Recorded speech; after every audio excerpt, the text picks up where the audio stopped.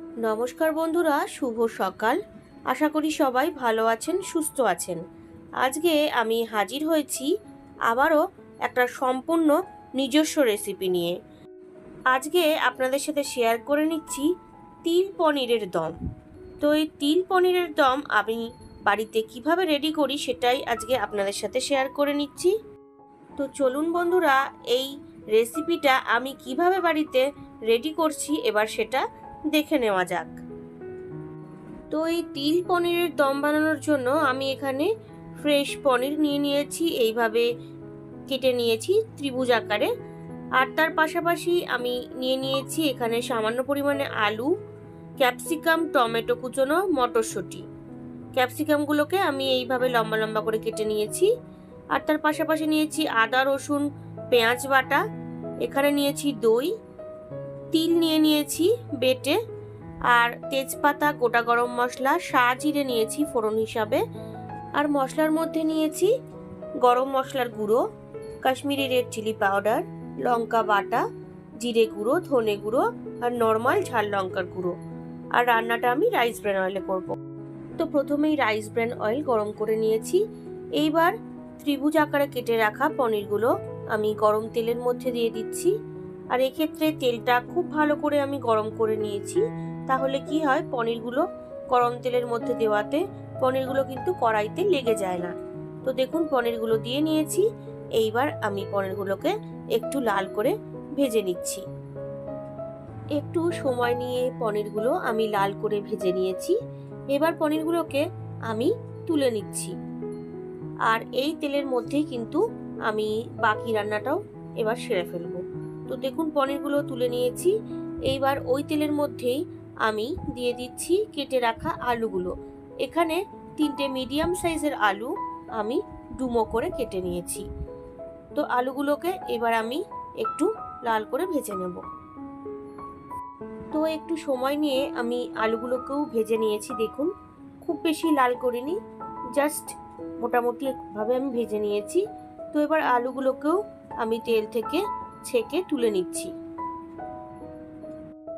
আলুগুলো ভেজে নেওয়ার পরে ওই তেলের মধ্যেই তেজপাতা, বড় এলাচ, দারচিনি, লবঙ্গ, ছোট এলাচ আর সাজিরে ফোড়ন হিসাবে আমি দিয়ে দিয়েছি। এবার ফোড়নটাকে 1-2 সেকেন্ড ভেজে নিলাম। নিয়ে স্লাইস করে রাখা ক্যাপসিকামটা আমি দিয়ে দিলাম, দিয়ে একটুখানি ফ্রাই করে নেব। আমি 1-2 মিনিট ফ্রাই করে নিয়েছি ক্যাপসিকামটা। এইবার বেটে রাখা পেঁয়াজ, আদা, রসুনটা দিয়ে দিলাম। এখানে একটা পেঁয়াজ, 1/2 ইঞ্চি আদা আর 5 কোয়া রসুন বেটে নিয়েছি। আর তার পাশাপাশি রিং করে কেটে রাখা টমেটোগুলোও আমি দিয়ে দিলাম। এইবার সমস্ত মশলা আমি একটু সময় নিয়ে কষিয়ে নিচ্ছি। মশলাটাকে বেশ কিছুক্ষণ কষিয়ে নেওয়ার পরে আমি ড্রাই মশলাগুলো দিয়ে দিচ্ছি 1/2 টিস্পুন জিরে গুঁড়ো, 1 টিস্পুন ধনে গুঁড়ো দিয়ে দিলাম। আর দিয়ে দিচ্ছি কাঁচা লঙ্কা বাটা। এখানে 6-7টা কাঁচা লঙ্কা আমি বেটে নিয়েছি। তো ঝালটা আপনারা আপনাদের আন্দাজ অনুযায়ী দিয়ে দেবেন। তো কাঁচা লঙ্কা বাটা দেওয়ার পরে 1/2 টিস্পুন শুকনো লঙ্কার গুঁড়ো দিলাম। আর দিয়ে দিচ্ছি পরিমাণ অনুযায়ী লবণ। এবার সমস্ত মশলা আমি ভালোভাবে কষিয়ে নেব যতক্ষণ না অয়েল রিলিজ করে যায়। তো দেখুন কালারটাও কিন্তু খুব সুন্দর এসেছে। আর আমি এই রান্নায় কিন্তু হলুদ ইউজ করব না, হলুদ ছাড়া এই রান্নাটা আমি করব। আপনারা দেখুন মশলাটা থেকে কিন্তু অয়েল রিলিজ করে দিয়েছে। এইবার আমি জাস্ট কালারের জন্য কাশ্মীরি রেড চিলি পাউডার দিয়ে দিলাম 1/2 টিস্পুন, দিয়ে আমি একটুখানি ভালোভাবে মিশিয়ে নিচ্ছি।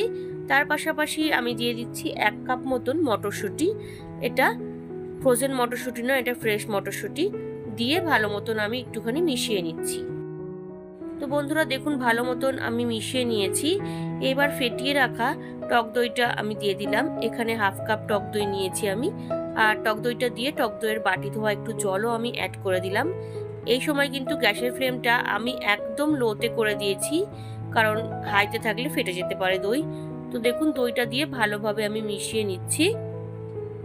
তো বন্ধুরা গ্রেভিটা কিন্তু রেডি হয়ে গেছে। এবার ভেজে রাখা আলুগুলো আমি দিয়ে দিচ্ছি।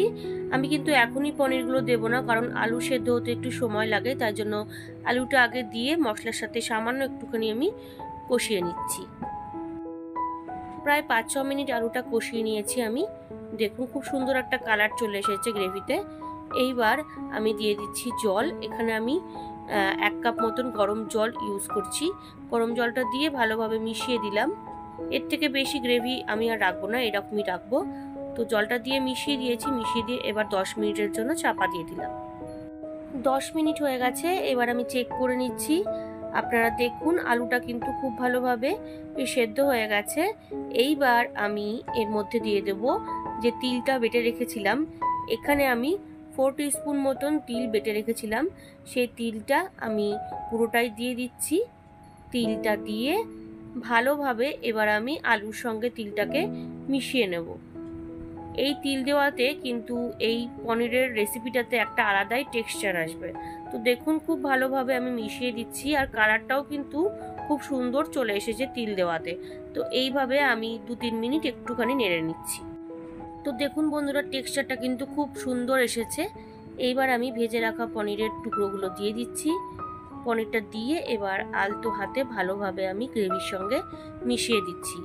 আর এই তিল পনির কিন্তু গরম গরম রুটি, পরোটা, লুচি সাথে কিন্তু অসাধারণ লাগে। আপনারা চাইলে ভাতের সাথেও খেতে পারেন। তো দেখুন ভালোভাবে আমি মিশিয়ে দিলাম। তো এইবার সামান্য একটু ওই 1/2 কাপ মতন গরম জল দিয়ে দিলাম। তাতে করে কি হবে, পনিরটাও একটু সফট হয়ে যাবে, আর পনিরের মধ্যেও গ্রেভির ফ্লেভারটা পুরোপুরি অ্যাবজর্ব হয়ে যাবে।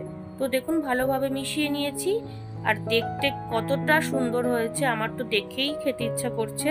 আপনাদের সাথে শেয়ার করতে করতে কিন্তু আমার এখন হঠাৎ করে খেতে ইচ্ছা করছে।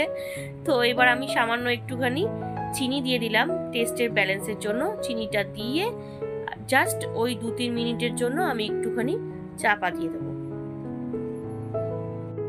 তো 5 মিনিট হয়ে গেছে, ফাইনালি আমি চেক করে নিচ্ছি। আপনারা দেখুন তিল পনিরের দম কিন্তু আমার রেডি হয়ে গেছে। এবার জাস্ট ওপর থেকে 1/2 টিস্পুন গরম মশলার গুঁড়ো দিয়ে দিলাম, দিয়ে জাস্ট হালকা হাতে একটু নেড়ে নিচ্ছি।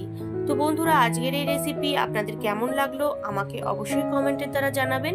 আমি কিন্তু আপনাদের কমেন্টের আশায় থাকবো।